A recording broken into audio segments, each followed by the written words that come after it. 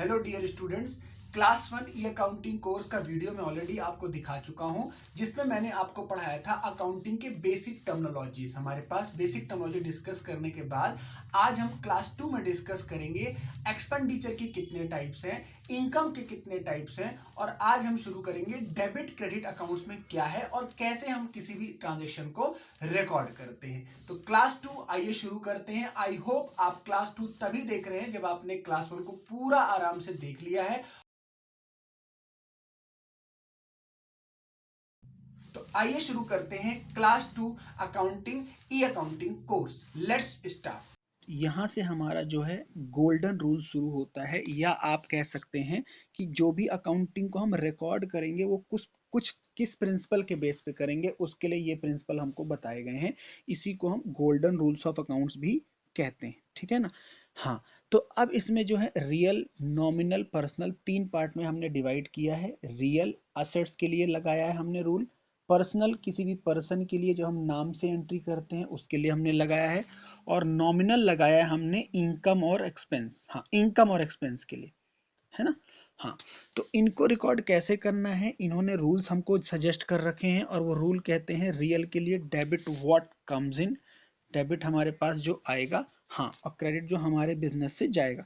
जब भी मैं हमारा बोलूंगा इसका मतलब बिजनेस, है ना, क्योंकि ये पहले ही हमने प्रिंसिपल में पढ़ लिया है बिजनेस एंटिटी कॉन्सेप्ट में, है ना। उसके बाद पर्सनल, पर्सनल किसके लिए लगा है, रिसीवर और गिवर, जिसको भी हम नाम से रिकॉर्ड करते हैं, डेबिट द रिसीवर और क्रेडिट द गिवर। उसके बाद nominal, debit all expenses and credit all incomes and gains. अब इन्हीं को हम बच्चों को समझाने के लिए या फटाफट एंट्री कराने के लिए, या इवन यू कैन से कि फटाफट रूल को समझाने के लिए हमने एक शॉर्टकट रूल बना रखा है, ताकि हम एंट्रीज को फटाफट नोट कर पाएं। वो क्या रूल्स हैं, देखिए। रूल्स हमारा कहता है सेल्स हमारा जो है हमेशा क्रेडिट होती है। अब क्रेडिट क्यों होती है, क्योंकि सेल जो है क्रेडिट होती है, क्योंकि इनकम होती है ना। सेल क्योंकि हमारी क्या है, इनकम, इसलिए हमेशा हम क्या करेंगे, इसको क्रेडिट करेंगे, ठीक है। इसी तरीके से परचेज, परचेज हमारा एक्सपेंस है, तो इसको हम हमेशा डेबिट करेंगे, है ना। इनकम क्रेडिट होगी, चाहे कोई भी इनकम हो, है ना। एक्सपेंस डेबिट होगा। असेट जब भी हम बिजनेस में लाएंगे, एक्वायर करेंगे, तो डेबिट होगा, और लाइबिलिटीज को हम क्या करेंगे, कैपिटल को क्रेडिट करेंगे, ठीक है। चलिए फिर मैंने ये कल ही बताया था आपको, रिकॉर्डिंग का मतलब जर्नल, सबको क्लासिफाई करने का मतलब लेजर, समराइज का मतलब ट्रायल बैलेंस, और जब उनकी आप फाइनेंशियल स्टेटमेंट बनाते हैं तो उसे हम क्या बोलते हैं, हाँ, profit and loss and balance sheet, ठीक है।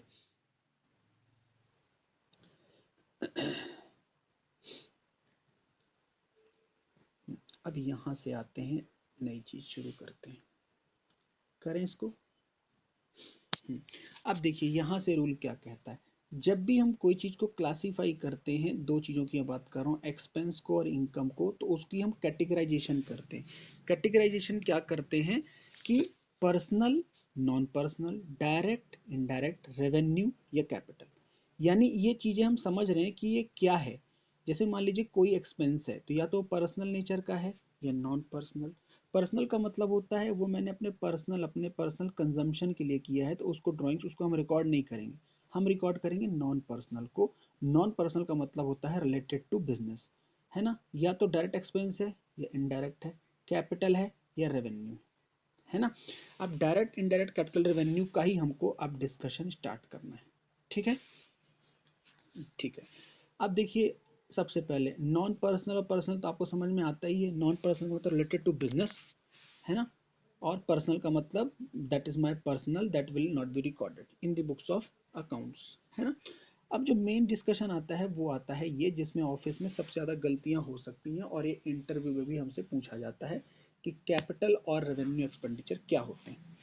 तो इसके लिए हम कैसे समझ सकते हैं कि ऐसे एक्सपेंडिचर जिससे हमारा वर्किंग कैपिटल मेंटेन होता है, या ऐसे एक्सपेंडिचर जो हमारा रूटीन नेचर का होता है, या ऐसे एक्सपेंडिचर जिसका अमाउंट ज़्यादा बड़ा नहीं है और मुझे शॉर्ट टर्म बेनिफिट देगा, उसे हम क्या बोलते हैं, रेवेन्यू एक्सपेंडिचर, है ना। और इसका अपोजिट, अमाउंट बड़ा है, लंबे टाइम तक बेनिफिट देगा, ठीक है, उससे मेरी प्रोडक्टिविटी बढ़ेगी और उसको मैं जल्दी जल्दी इनकर नहीं करूंगा, उसे हम बोलेंगे कैपिटल एक्सपेंडिचर, ठीक है ना, ये हमने डिस्कस कर लिया। अब ये जो इतना लिखा हुआ है नोट्स, हाँ नॉर्मल पीरियड 1 ईयर बोलते हैं, 1 ईयर भी बोलते हैं, या कहीं कहीं पे हम बोलते हैं वर्किंग, जो हमारी कैपिटल है, वर्किंग कैपिटल हमारी कभी कभी 11-12 महीने से 13-14 महीने भी हो सकती है, उसे हम ऑपरेटिंग साइकिल भी बोलते हैं। तो ऑपरेटिंग साइकिल बोल दो आप, या फिर बोल दो 12 मंथ, है ना। हाँ, तो उसको भी हम रेवेन्यू ही मानेंगे, ठीक है ना। उसके बियॉन्ड जो होगा उसको हम कैपिटल मानेंगे। एक बार आप ये यहाँ से कैपिटल से लेके यहाँ तक आप पूरा पढ़ लीजिए, फिर आगे चलते हैं। देखिए, डायरेक्ट इनडायरेक्ट का थोड़ा सा क्लासिफिकेशन देखते हैं। अब प्रॉब्लम आती है कि डायरेक्ट खर्चे कौन से होते हैं और इनडायरेक्ट खर्चे कौन से होते हैं। डायरेक्ट खर्चे उसे हम बोलते हैं, जैसा कि मान लीजिए अगर आप मैन्युफैक्चरिंग कंपनी है, आप फैक्ट्री चलाते हैं, तो जो फैक्ट्री के ऊपर जितने खर्चे होंगे वो डायरेक्ट होंगे, और जो आपके वेयर हाउस या फिर आपका जो स्टोर रूम होगा, जो भी आपका आउटलेट सेल का होगा, उसके सारे खर्चे इनडायरेक्ट होंगे।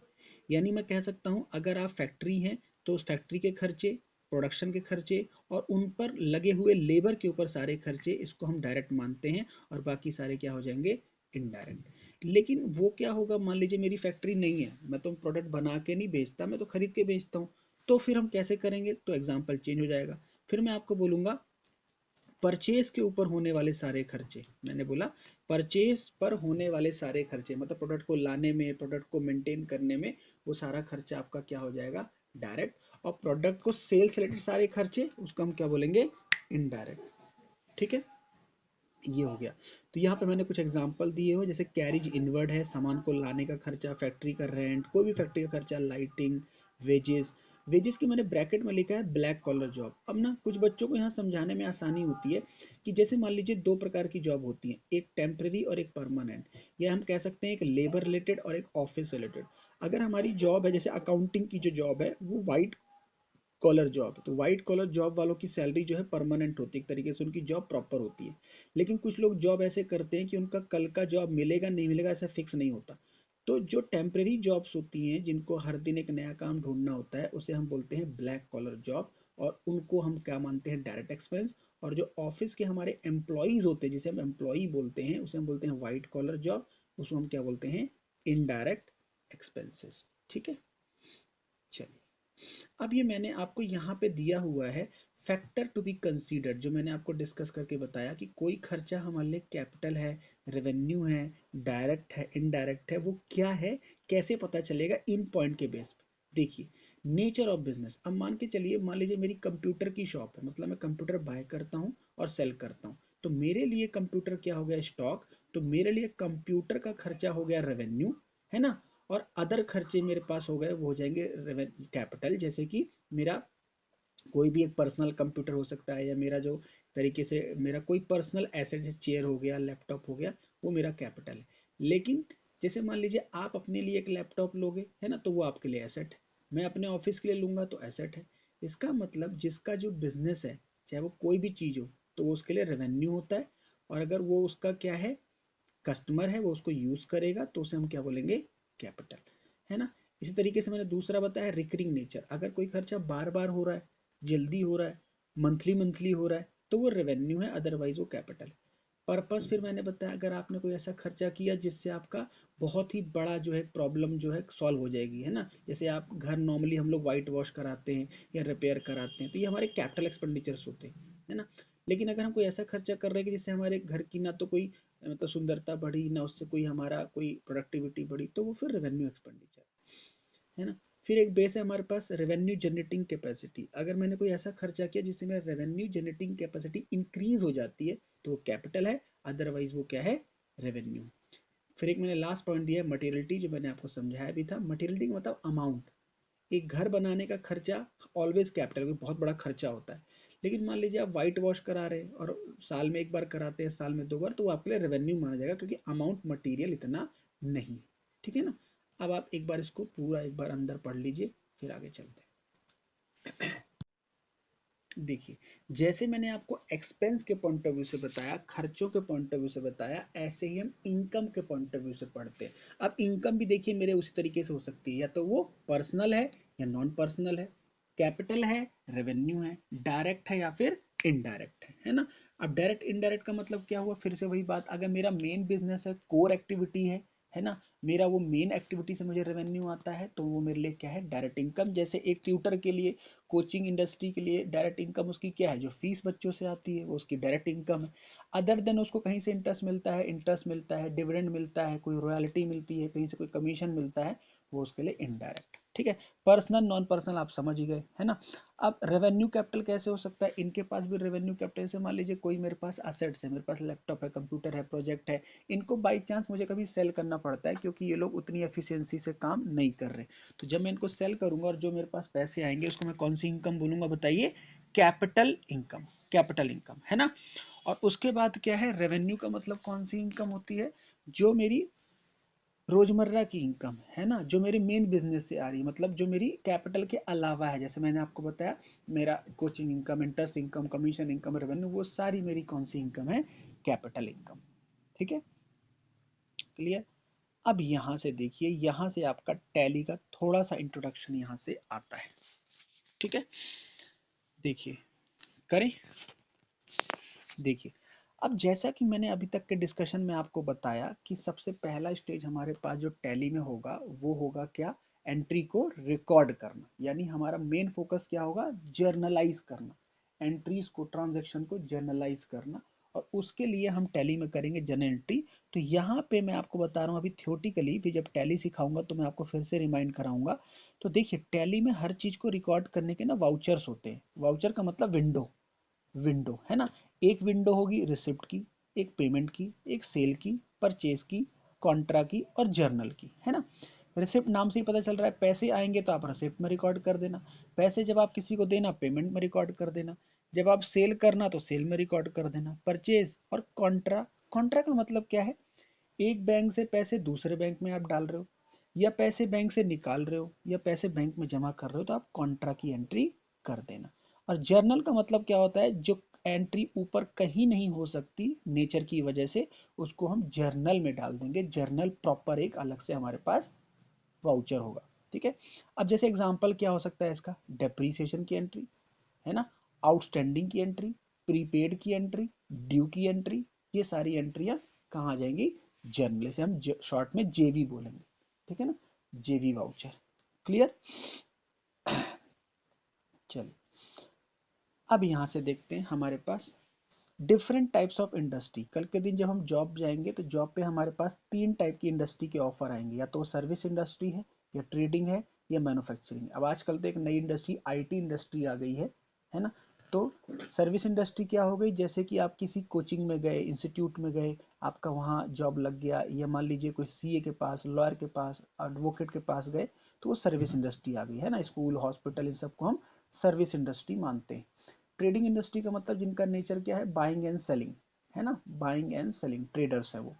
मैन्युफैक्चरिंग का मतलब क्या हो गया, वो गुड्स बनाते हैं और उसमें मॉडिफिकेशन करते हैं और फिर उसको फर्दर सेल करते हैं। ठीक है, तो हम कहाँ गए, मैन्युफैक्चरिंग इंडस्ट्री में। नेक्स्ट कॉन्सेप्ट हमारे पास आता है टाइप्स ऑफ बिजनेस ऑर्गेनाइजेशन। अगर मान लीजिए मुझे बिजनेस करना है अपना खुद का, तो मैं कितने फॉर्म ऑफ बिजनेस में ऑपरेट कर सकता हूँ।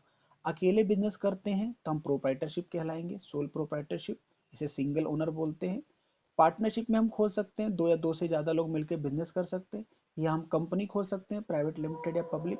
ज्वाइंट वेंचर हम लोग कर सकते हैं, दो कंपनी मिलके, दो पार्टनरशिप मिलके। Hindu undivided family, family business हम कंटिन्यू कर सकते हैं। या एक पार्टनरशिप में एक नया तरीका इंडिया में आया है, एलएलपी, लिमिटेड लाइबिलिटी पार्टनरशिप, जिसमें हमारी लाइबिलिटी लिमिटेड होगी और हमें पर्सनल लाइबिलिटी को बियर नहीं करना पड़ेगा। तो ये हमारा हो गया types of business organisations. Clear है यहाँ तक, चलिए। उसके बाद हमारे पास डिस्कशन आता है फाइनेंशियल स्टेटमेंट्स का। फाइनेंशियल स्टेटमेंट धीरे धीरे जब हम लोग जर्नल एंट्री कर लेंगे, लेजर बना लेंगे, ट्रायल बैलेंस का काम कर लेंगे, तो हम क्या करेंगे, फाइनेंशियल स्टेटमेंट को रिव्यू करेंगे, है ना। फाइनेंशियल स्टेटमेंट हमारी सही है, हम ग्रोथ में जा रहे हैं, या हमारे डेटर्स का बैलेंस क्या है, क्रेडिटर का बैलेंस क्या है, हमारी लोन की क्या स्टेटमेंट्स है, इसमें हम तैयार करेंगे। इसके लिए हम बनाएंगे क्या, balance sheet, profit and loss. और कंपनियां बनाती हैं, कंपनियों के लिए स्टेटमेंट बनती है, एक तो balance sheet, statement profit loss, cash flow statement, और एक कंपनी बनाती है चेंज इन इक्विटी, है ना। लेकिन नॉर्मल कंसर्न चाहे वो कोई भी हो, वो तो ट्रेडिंग पीएनएल, बैलेंस शीट तो बनाएगी ही बनाएगी। ठीक है, इन्हीं को हम बोलते हैं फाइनेंशियल स्टेटमेंट, है ना। फिर मैंने यहाँ पे लिस्ट दे रखी है कुछ, ये इनडायरेक्ट खर्चों के एग्जाम्पल्स हैं, है ना, ये सारे इनडायरेक्ट एक्सपेंस एग्जाम्पल्स हैं। एक बार आप फटाफट बस व्यू कर लो, किसी एक्सपेंस में डाउट है तो पूछिए, अदरवाइज हम आगे चलते हैं। अब यहाँ पे हम लोग थोड़ा सा बैलेंस शीट का डिस्कशन करते हैं कि बैलेंस शीट में हमारे क्या क्या चीजें होती है। ठीक है, देखिए, एक तो कैपिटल एडजस्ट हम करते हैं, है ना, कैपिटल बैलेंस शीट में। तो कैपिटल में हम लोग क्या करते हैं, कोई पर्सनल इनकम होती है तो हम कैपिटल में ऐड करते हैं, ड्राइंग्स होती है तो लेस करते हैं, कोई हम पर्सनल LIC पे कर रहे हैं तो हमारा पर्सनल खर्चा है माइनस करते हैं। और इनकम टैक्स याद रखना आपको पर्सनल नेचर का होता है तो आप अपनी कैपिटल में से माइनस करोगे, इसको हम खर्चे में नहीं दिखाते, ये हमारा खर्चा नहीं है, ठीक है ना, राइट। और अगर हमें कोई इनकम मिलती है, जैसे मान लीजिए इंटरेस्ट हमने सेविंग बैंक से कमाया, वो भी हमारी पर्सनल इनकम है, ठीक है। अच्छा, अब हम बात करते हैं बैलेंस शीट में कभी कभी हमको लोन दिखाना पड़ता है, तो लोन कितने टाइप का होता है, तो सिक्योर्ड है या अनसिक्योर्ड है। सिक्योर्ड का मतलब है कि आपने, हाँ, जिसने आपको लोन दिया उसने कुछ ना कुछ आपसे एक सिक्योरिटी ली है। अनसिक्योर्ड मोस्टली हम फ्रेंड से, रिलेटिव से लोन लेते हैं तो उसको हम अनसिक्योर्ड में दिखाते हैं। और एक बैंक ओवरड्राफ्ट फैसिलिटी मिलती है कि जब आप, जैसे होते हैं ना, अकाउंट में पैसे नहीं है तो भी आप निकाल सकते हो, वो आपकी एक तरह से गुडविल के बेस पे मिलता है, क्रेडिट करंट अकाउंट में, तो उसको हम लोन ही ट्रीट करते हैं, ठीक है। उसके बाद कोई एक्सपेंस पेबल होगा तो आप लाइबिलिटी में दिखाओगे, क्रेडिटर्स हैं लाइबिलिटी में दिखाओगे, कोई टैक्स पेबल है आपका, GST वगैरह, तो आप करेंट लाइबिलिटीज में दिखाओगे। अगर हम एसेट्स की बात करते हैं तो कोई इनकम आपको मिलनी थी, मिली नहीं, अक्रू, तो वो आपकी एसेट है। कोई आपने एक्सपेंस प्रीपेड पहले टाइम से पहले दे दिया तो आप एसेट में दिखाओगे। क्लोजिंग स्टॉक आपका कितना बच गया, कैश, बैंक का बैलेंस, जितने आपके डेटर्स है जिनसे आपको पैसे लेने, आपने किसी को लोन्स दिया है, आपने कहीं डिपॉजिट किया है, या आपने एडवांस टैक्स सरकार को दे दिया, या आपका कोई इंश्योरेंस क्लेम मिलना था मिला नहीं, ये सब हमारे क्या है, करेंट एसेट्स। अगर मैं नॉन करंट की बात करूं, जो लंबे टाइम में हमारे बिजनेस में थे, AC हो गया, मोबाइल हो गया, व्हीकल हो गया, कोई गाड़ी, आपका CCTV camera, machinery, computer, furniture, इसकी कोई लिस्ट कंप्लीट नहीं है। कोई भी एसेट हमारे जो बिजनेस में लॉन्ग टर्म के लिए है उसको हम क्या बोल सकते हैं, फिक्स एसेट्स, ठीक है। चलिए, उसके बाद कभी कभी हम इन्वेस्टमेंट भी करते हैं, तो इन्वेस्टमेंट हम कहीं भी कर सकते हैं, जैसे म्यूचुअल फंड में कर दिया, शेयर्स में कर दिया, FD हमने करा ली, हमने ज्वेलरी खरीद ली, हमने लैंड खरीद लिया, तो उसको हम अंडर इन्वेस्टमेंट डाल देते हैं, ठीक है, क्लियर। अब देखिए, यहाँ पे ना हम कुछ ईयर एंड पे एडजस्टमेंट्स करते हैं, ये तो हमारी नॉर्मल एडजस्टमेंट थी जो पूरे साल हम एंट्री करेंगे। लेकिन अब हमारे पास ये वाला जो टॉपिक है वो कहता है कि जब हमारा कोई अकाउंटिंग ईयर खत्म होता है ना, तो वहाँ पे हम कुछ स्पेसिफिक एडजस्टमेंट्स करते हैं, वो क्या हो सकती हैं। एक तो आपका क्लोजिंग स्टॉक कितना है, आप उसको काउंट करोगे, कितनी उसकी वैल्यूएशन है ना। प्रोविजन कभी कभी हमें बनाना पड़ता है, प्रोविजन फॉर, जैसे सुना होगा आपने, प्रोविजन फॉर बैड डेट्स, है ना, या किसी भी प्रोविजन में जैसे आपको लॉस होने वाला है या कहीं आपकी किसी एसेट्स में गिरावट होने वाली है। डेप्रीसिएशन की एंट्रीज हम लास्ट में ही करते हैं। कोई खर्चा मैंने एडवांस दे दिया या मुझे देना है, उसका हम लास्ट में ही करते हैं। कोई इनकम मुझे मिलने वाली है, ये सारी एडजस्टमेंट एक्चुअली कब हो रही है, 31 मार्च को हो रही है ना, क्योंकि 31 मार्च को हमें बुक क्लोज करना पड़ता है, राइट। अब 31 मार्च को बुक तो क्लोज कर रहे हैं, लेकिन कई सारी चीजें हैं जो हमें पता है कि मिलेगा मिलेगा, तो अक्रूवल सिस्टम अगर आप फॉलो करते हो तो इसलिए आपको दिखा के चलना पड़ता है, ठीक है। चलिए, फिर यहाँ पे आते हैं हम लोग, ये वाला टॉपिक, जैसा कि मैंने आपको कैश सिस्टम बताया और अक्रूवल बताया, तो ऐसे ही हमारे पास बुक कीपिंग के दो तरीके हैं, एक डबल एंट्री बुक कीपिंग है, एक सिंगल एंट्री बुक कीपिंग है। जो हम पढ़ रहे हैं वो डबल एंट्री बुक कीपिंग है, जो कंपनीज कॉर्पोरेट फॉलो करता है डबल एंट्री है।